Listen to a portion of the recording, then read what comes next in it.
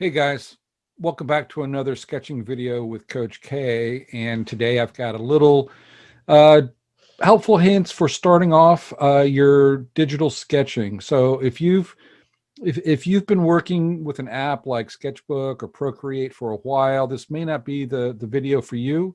But if you're just getting started, I'm going to show you some ways of kind of organizing your layers and groups, and some tips with a few of the brushes, but this by no means is a full-blown sketchbook tutorial. I'm not going to be going through all the various tools and stuff. I can do that in another video, but there's some other great videos already out there that cover that. So this is just more kind of giving you an insight into my process and how to stay organized, like I said. So stay tuned for a great video. Thanks.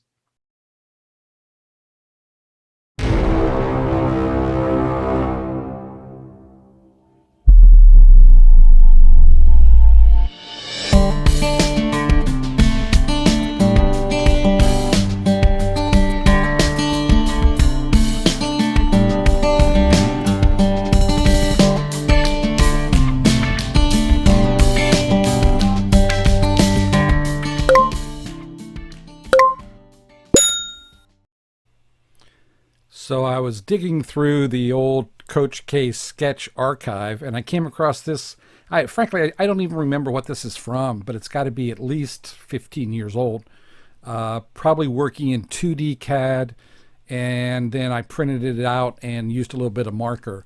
But I thought I would revisit this design because I kind of like the oval shape. So I created a page of perspective views, which you see right here. And then I took a picture of that and brought it into Sketchbook, which is what I'm using. It's an Autodesk product.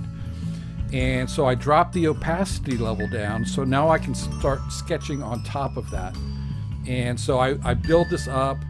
Each view will be on its own layer and grouped, right? So I'll typically have my base line drawing on one layer. I'll have my additional heavier line weight on another layer and hatch work. And then of course, if there is any color involved, that would also be on a separate layer.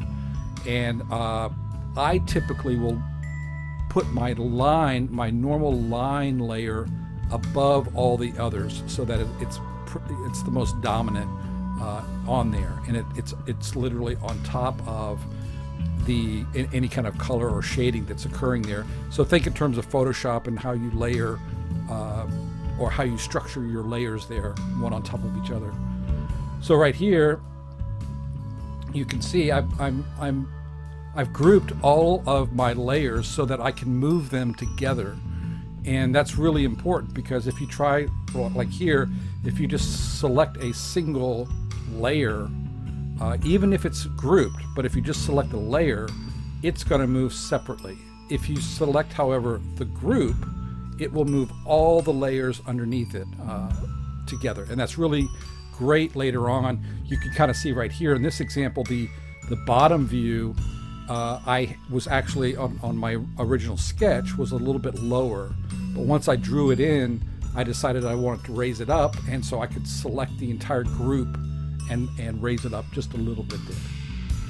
So I'm just trying to show you through bringing these line drawings in by varying the opacity levels, raising the opacity levels, how you can really dynamically change a sketch, even within one particular view. If you have the discipline to create those layers like that and group them, then you can use opacity levels up and down to really fine tune the sketch down the road. So here I'm just trying to show you a close-up of how my line weights vary based on the light source. But it's really, I use a formula. It's usually always the same. And so it's really about what's going to communicate the best. So then right at the end here, I'm deciding what kind of vignettes I want, and I've created a few that I'm going to, again, they're already in the drawing, so I'm raising the opacity to show you. But there's a solid fill, a gradient fill, but just remember, you know, again, you can do them black, a black to white gradient. You can do a solid gray fill and adjust those levels later on. So I'm moving on now to a couple of techniques for rendering glass, like the front of a display. And so these are just some different designs that are derivative of that oval shape, a little bit updated. And so here I'm just going to create a selection. Basically, I'm using a flat black, and then I'm selecting an area where I can use the airbrush to create that little bit of reflection or glare right between that black area and then the gradated area. And that is just kind of a formulaic way of communicating that it's glass or acrylic, a shiny surface. And so you can see now I've selected the area around there where I want to put the airbrush, and I'm just using very light strokes of the airbrush to get some gradation through there. And really at the top right of that gradation, I'm putting a little extra white up there, because I don't want it to be just completely uniform across that area, because light bouncing off of those materials doesn't really behave that way. So you'll have some variation, and I want to incorporate that. So again, this becomes a bit of a formula.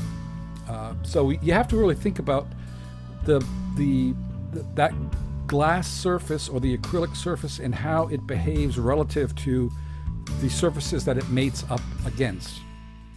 And so if you think about, like, the Apple Watch has a nice soft radius in the glass as it rolls into the face of the housing. And so here I'm giving kind of a generous radius highlight around to really indicate that I want a soft radius there. And I'll continue that even on the bottom with just a little bit of a shadow.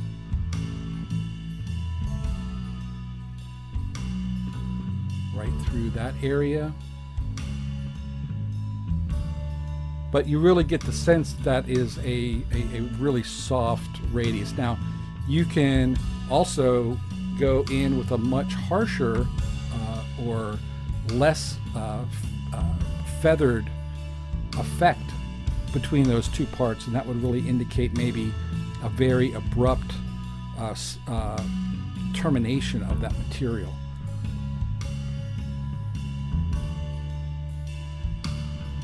But hopefully you're getting the idea. There's a few little things I'm throwing in there. I've pulled a little shadow off to the right. You saw that's really just the perimeter sketch of the design itself, and I duplicated that and just moved it over a little bit, filled it in with black, and then adjusted the opacity to the level that I wanted. Now the sketch on the left is just a different technique, a different way of representing. They're somewhat similar, but you can see on the centralized button, the round button, it has a slight dome effect to it. And then I throw in a really loose vignette, and that's just a way of kind of punching those off the page just a little bit. So great, I hope you enjoyed that, and I'll see you in the next video.